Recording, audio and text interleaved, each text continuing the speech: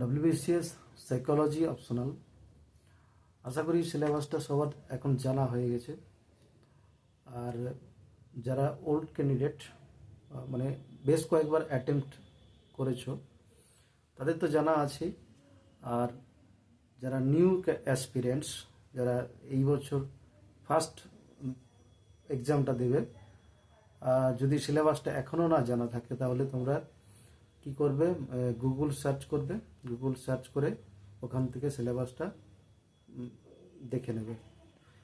আর সিলেবাসটাকে খুব ভালোভাবে পড়তে হবে। দুটো পেপার মানে অপশনাল, তোমাদের অপশনাল সাইকোলজিতে দুটো পেপার থাকে, পেপার 1 পেপার 2। পেপার 1 200 নম্বর এবং পেপার 2 200 নম্বর। টোটাল 400 নম্বরের পরীক্ষা দিতে হবে। আরেকটা কথা, আমাকে অনেকেই জিজ্ঞেস করছো যে বাংলাতে দেওয়া যাবে ইংলিশ, এটা তো সবাই জানে। আর তাও আবার বলছি, দুটো ভাষাতেই দেওয়া যাবে এবং ক্লাসটা আমি দুটো ভাষাতেই করব, বাংলাতেও নেব এবং ইংলিশেও নেব। ঠিক আছে, যারা ইংলিশে এক্সামটা দেবে, ইংলিশ ল্যাঙ্গুয়েজে, তাদের জন্য ক্লাস থাকবে। আর যারা বেঙ্গলিতে এক্সামটা দেবে তাদের জন্য ক্লাস থাকবে। আর এটা কেউ ভাববে না যে ইংলিশে লিখলে হয়তো বেশি নাম্বার পাওয়া যাবে, বেঙ্গলিতে লিখলে কম পাওয়া যাবে। অনেকেই ভাববে হয়তো আমরা বাংলায় লিখবো তাহলে হয়তো কম না, এরকম কোনো ব্যাপার না। ঠিক আছে, যে যেটাতে কমফোর্টেবল সেই ল্যাঙ্গুয়েজে সে লিখবে। ঠিক আছে, এর জন্য ওইভাবে কোনো কন্ট্রোভার্সিয়াল কোনো ব্যাপার নেই।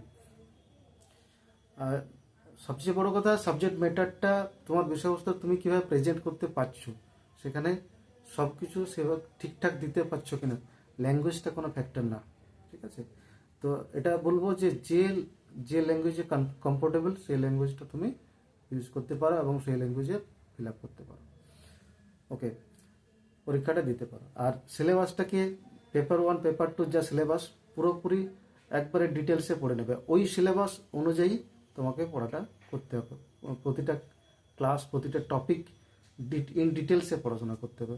অপশনাল মানে কি, এখানে কোনো সাজেশন বা কোনো রকম কমন বা এইসব কিছু চলবে না। প্রত্যেকটা টপিক ধরে ধরে প্রত্যেকটা চ্যাপ্টার ইন ডিটেলসে ডিসকাস করতে হবে। ইন ডিটেলস তোমাদেরকে জানতে হবে। যেমন ফার্স্টেই পেপার 1-এ কি সাইকোলজিক্যাল স্কোপ অফ সাইকোলজি, তারপরে ডেফিনিশন, তার সঙ্গে তোমার বায়োলজিক্যাল বেসিস অফ বিহেভিয়ার, তারপরে লার্নিং, মোটিভেশন, ইন্টেলিজেন্স, এইসব।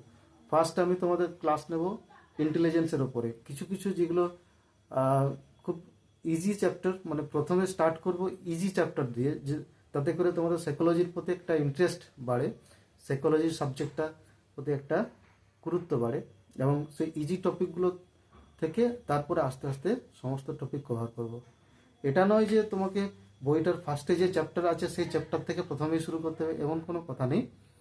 তো ক্লাসটা যেমন ইন্টেলিজেন্স থেকে শুরু করব। ইন্টেলিজেন্স মানে কি, বা ইন্টেলিজেন্সটা তার বিষয়বস্তুটা কি, তারপরে থিওরি অফ ইন্টেলিজেন্স, যেমন স্পিয়ারসম্যান 2 factor theory of intelligence, GS factor. তো এগুলো পরপর আমি ডিসকাস করব, ক্লাসগুলো ফলো করো।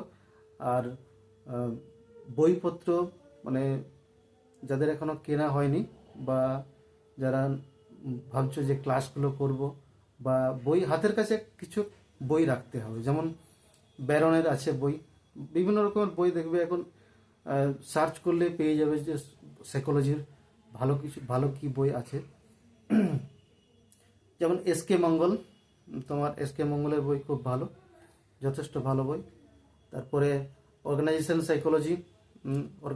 সাইকোলজি বা অর্গানাইজেশনাল বিহেভিয়ার, এই জন্য তুমি ইয়ের বইটা কিনতে পারো, ওনার তোমার কি বলবো, হ্যাঁ এসকে মঙ্গল যেটা বললাম, এসকে মঙ্গল, ব্যারন, তারপরে সিকারেলির বই ভালো, যথেষ্ট ভালো সিকারেলি।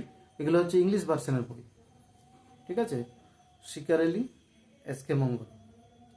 আর এলএম প্রসাদ, এখন যেটা বলছিলাম আমি, যে এলএম প্রসাদের অর্গানাইজেশনাল সাইকোলজি, এলএম প্রসাদ, এটাও যথেষ্ট বই ভালো।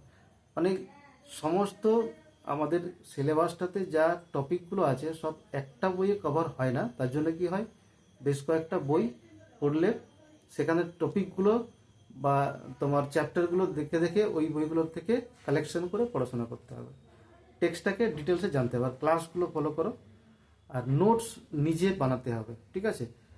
প্রথমত সাবজেক্ট ম্যাটারটাকে ভালো করে বুঝে নিতে হবে যে বিষয়বস্তুটা কি বা কিভাবে, মানে তার পুরো সিস্টেমটা জেনে নেওয়ার পর, পুরো প্রসেসটা, তার যাবতীয় বিষয়বস্তু জেনে নেওয়ার পর নিজের নোট বানাতে হবে।